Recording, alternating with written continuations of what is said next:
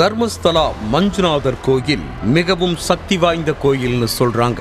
புனித கோவிலின் அடியில் இளம் பெண்கள் சிறுமிகளின் பூத உடல்கள், தோண்ட தோண்ட கொத்து கொத்தாக கிடைக்கும் எலும்பு கூடுகள். தர்மஸ்தலா அப்படின்னு சொல்றதை விட அதர்மஸ்தலா அப்படின்னு சொல்றதுதான் பொருத்தமா இருக்கும். நிறைய பெண்களோட எலும்புக்கூடுகள் கொத்து கொத்தா வந்திருக்கு. எல்லாத்தையும் கைப்பற்றின போலீசார் எலும்புக்கூடுகளை ஆய்வுக்காக அனுப்பி வச்சிருக்காங்க.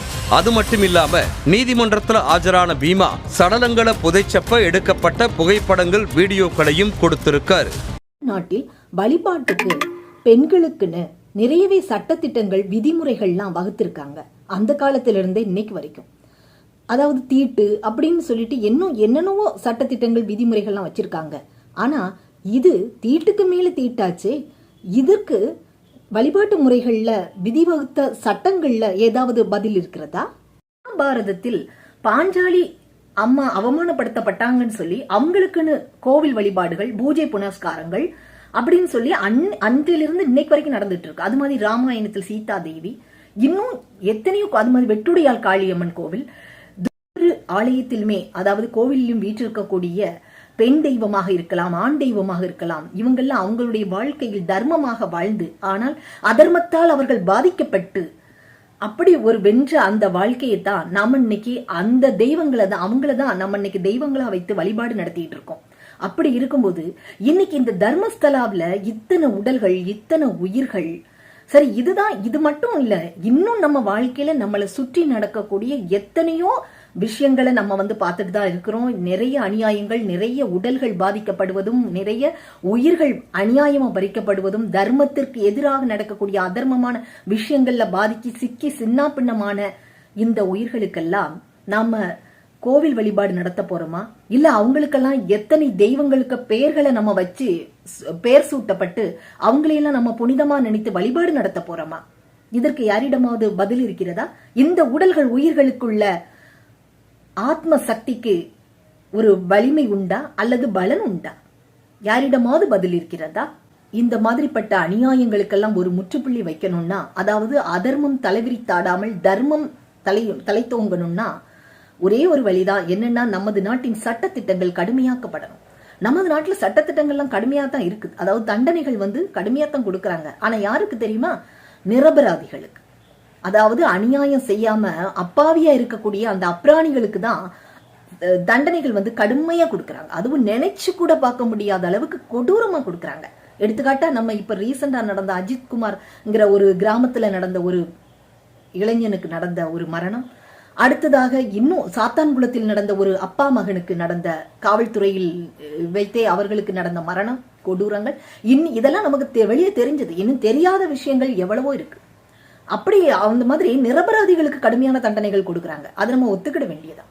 ஆனா அதர்மமா நடக்கிறவங்களுக்கு எந்த விதத்திலும் கடுமையான தண்டனைகள் நம்ம நாட்டுல கிடைக்கல. அதனாலதான் இன்னைக்கு வரைக்கும் இந்த அநியாயங்கள், அதர்மங்கள்லாம் தலைவிரித்தாடி கொண்டிருக்கிறது.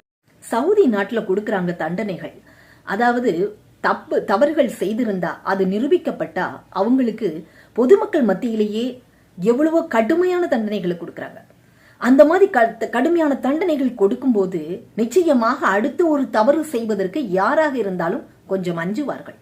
அந்த மாதிரிப்பட்ட சட்டத்திட்டங்கள் நம்ம நாட்டுக்கு வந்தா மட்டும்தான், அதாவது ஒரே ஒரு தடவை இந்த மாதிரிப்பட்ட அநியாயமா உயிர்களை பறித்த இந்த காம கொடூரன்களாகட்டும், இல்ல வேற விதத்துல உயிர்களை பறித்த கொடூர மன்னர்களாக இருக்கட்டும், இவங்களுக்கெல்லாம் ஒருக்கா நம்ம நாட்டுல மரண தண்டனையை மக்கள் மத்தியில கொடுத்தாங்கன்னா நிச்சயமா இனி வரக்கூடியவங்க, அதாவது தவறு செய்ய நினைப்பவர்கள் நிச்சயமாக அஞ்சுவார்கள்.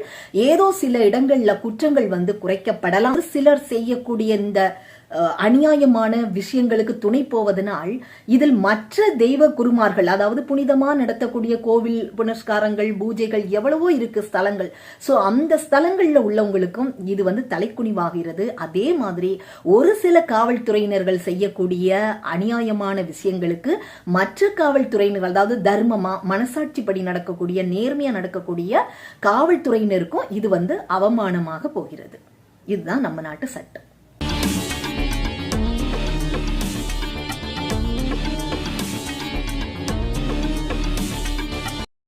உலகத்துல நடக்கக்கூடிய இந்த கொடூரமான சம்பவங்கள் எல்லாம் நம்ம பார்க்கும்போது இந்த யுகம், அதாவது எத்தனையோ யுகங்களை நம்ம கடந்து வந்துட்டோம்.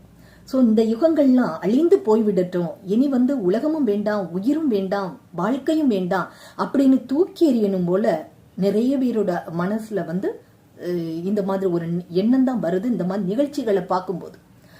ஸோ அப்படியே ஒருவேளை இனி ஒரு உலகம் வேணும், இனி ஒரு யுகம் வேணும் அப்படின்னு, அதாவது நம்மை படைத்த ஒரு சக்தி இறைவன் உண்டு. அப்படி இருக்கிறதுனாலதான் இன்னைக்கு இந்த மாதிரிப்பட்ட கொடூர சம்பவங்கள் நடந்து ஆனா அந்த நடந்த நேரத்துல தடுக்கக்கூடிய ஒரு சக்தி இல்லையேங்கிறது நம்ம எல்லோருடைய மன ஆதங்கங்களும் இருக்கு, அது மறுக்க முடியாதது. ஆனா இந்த நிகழ்ச்சி வெளிவர்றதுக்கு ஒரு காரணமாகிறது பாத்தீங்களா. ஏதோ ஒரு விதத்துல இறைவன் உண்மையை கொண்டு வர்றாங்க.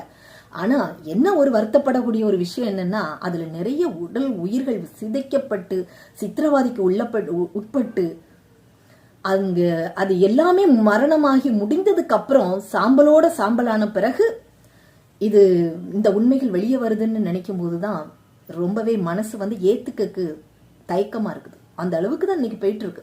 சரி, ஏதோ ஒரு விதத்துல உண்மைகள் வெளியே வந்துட்டு, ஆனா இனி இது முழுமையா இந்த வெளிவந்த இந்த விஷயம் அது யார் யார் குற்றவாளிகளோ அவர்களுக்கு கடுமையான தண்டனைகளை கொடுத்து இத அடுத்தது இனி ஒரு வரக்கூடிய சந்ததியினர்கள் இந்த மாதிரிப்பட்ட ஒரு குற்றங்கள் நடக்காம இருப்பதற்கு வழிவகுத்தா நம்ம எல்லோருக்குமே நல்லதுதான்.